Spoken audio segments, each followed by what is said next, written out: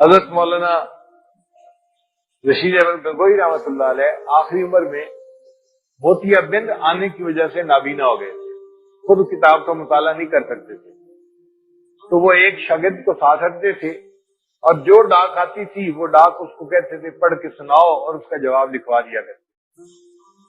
اب جو خطوط تھے ان میں کئی مرتبہ مخالفین کے خط بھی ہوتے تھے اور مخالفین خوب ان کو گالیاں نکالتے تھے۔ اب شاگرد کے لیے ایسی تحریر کو پڑھنا مشکل تھا۔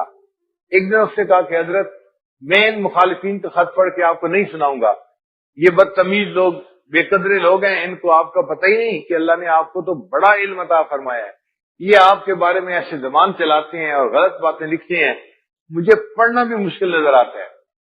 حضرت پھر اس بچے کو کہتے نہیں تم مجھے سناؤ۔ ایک دن اس نے کہا کہ حضرت آپ مخالفین کے خط کیوں سنتے ہیں؟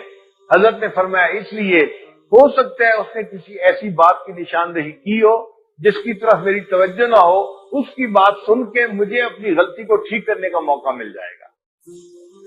کوئی بندہ ایسا ہوتا ہے جو ان کی ایک ایک بات پہ نظر رکھتا ہے اور اچھائی بیان کرے یا نہ کرے ان کی برائی ضرور بیان کرتا ہے۔ تو یہ جو تھانے دار متعین ہیں ان سے بھی انسان فائدہ اٹھائے کہ بھئی اگر وہ کوئی بات کر رہے ہیں تو انہوں نے پر کا ہی پرندہ بنایا ہوگا تو پر کیوں تھا، مجھے پر کو بھی ختم کرنا ہے۔